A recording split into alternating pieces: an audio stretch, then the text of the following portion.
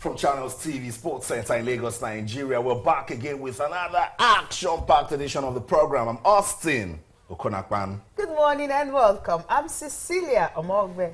It's great to have you join us again today. I'm Tayo Salam. Okay, let's begin with the CAF Champions League and the CAF Confederation Cup, where two Nigerian teams have advanced. Aimba Football Club of Aba and Nasarawa United are still marching on in the CAF Champions League and the CAF Confederations Cup. We'll tell you more today on the show.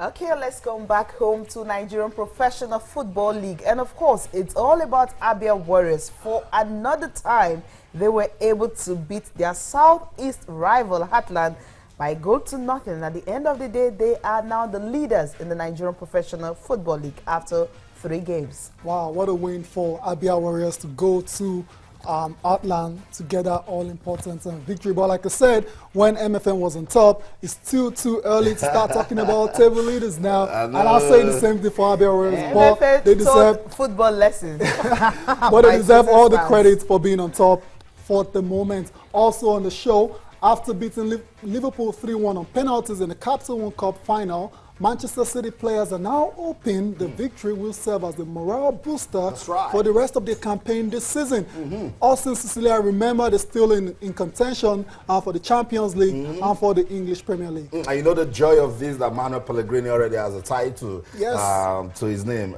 This trophy, I'll put value to it. But just imagine if Manchester City cannot make it to Europe. This takes you to Europa already. Yes. You know, so it's very important. Liverpool would have loved to win this. Yeah. And they just have Europa in the bag. What are you laughing? I don't get why Cecilia is laughing. It's a trophy. Come on.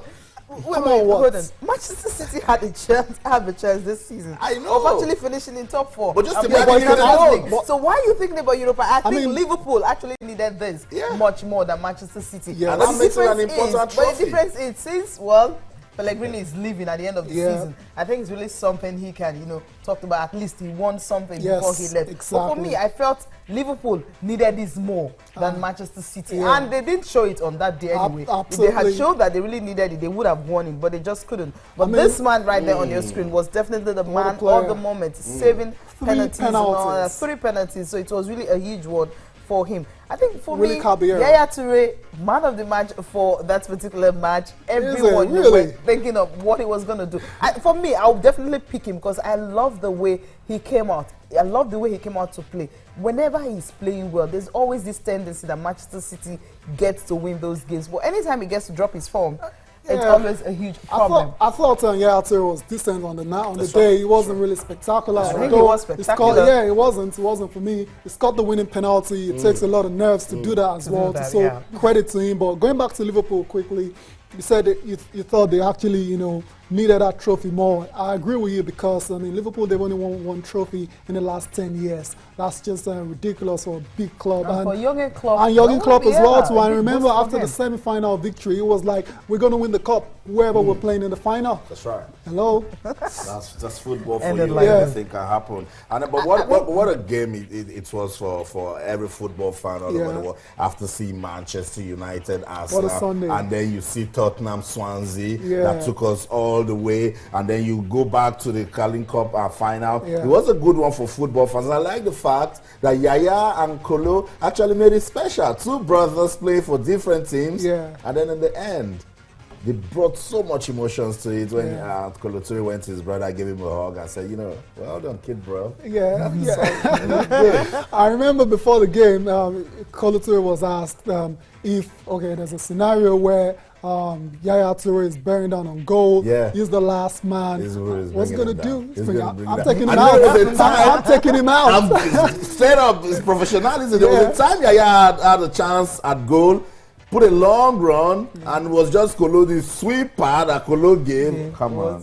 Yaya had to jump for it. It's always a nice story when you see 2 brothers, same playing in a final like that, and especially playing for big clubs. Is a story I really like. And a good one for Africa. I think another point I actually wanted to raise had to do with Mignolet. Now, I keep asking myself, how come he deserved another 5-year extension?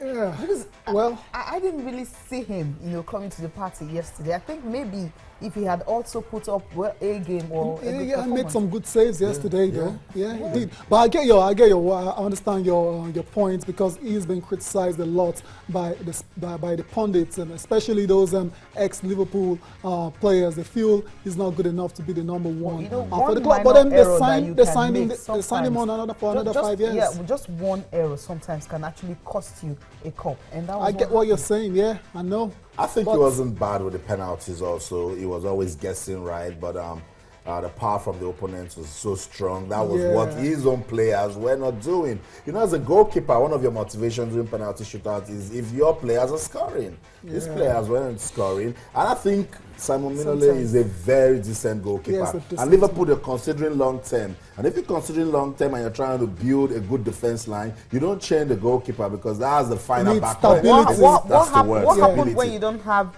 a good defense line? Sometimes you actually need a good goalkeeper. That's right. Because if you check, if you go back to the match between Barcelona and of course Arsenal, if not for Petr Cech, I believe they would have conceded more goals than they did. And if Petr Cech had controlled that back ball, and the presence he had at the back actually helped in that first half. But even see Arsenal and the way they're Liverpool struggling. don't have that. So Liverpool needs a keeper like that. Yeah, but what you're making it sound like there are Manuel Neuers all over the world. You don't have a lot of Manuel Neuers, you don't have a lot of Petr Cechs, so they've got to have somebody in goal. And that guy is Simon Mignolet, and they've given him another long-term contract because they believe he has what it takes. He can still improve. He's still very young for a goalkeeper.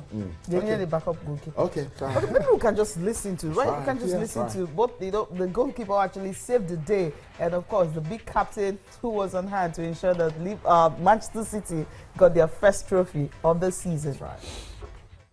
Great after the penalty, after all this week was really hard for me, for Manuel, for all the staff, because he took a decision to put me in the start element, and I feel great because I play every minute, every game in this cup, and I try to enjoy today. It was fantastic. Now we are enjoying a lot, and I need to see my family now to let a big hug, because without the family it's impossible to train or to be well for this opportunity. I think it's the first final we played against a team that was maybe slightly ahead in the odds. I think they were a little bit favoured because of how they played against us in the beginning of this year. But we decided before the game that we weren't going to let ourselves be impressed by their running capacity and their aggressivity. And I think we matched them, but in the end it's decided on penalties. I think it's always a little bit unfair to someone. But I think over the course of the whole game we played really well. We had a lot of clear chances, and it was only unfortunate that he had to go to penalties.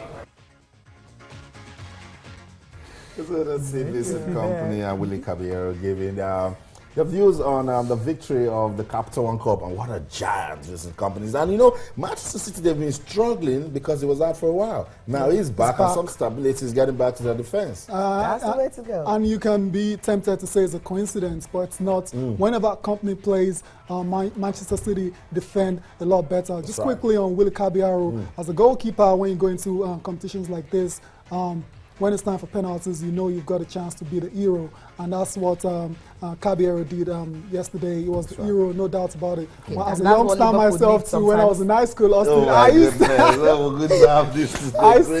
used to really look forward to penalty because I was a very solid goalkeeper. And also the Anelka of the team also. I became an Anelka. I used to look forward to penalty kicks because I know I'll save a lot. Okay, fantastic, Tayo.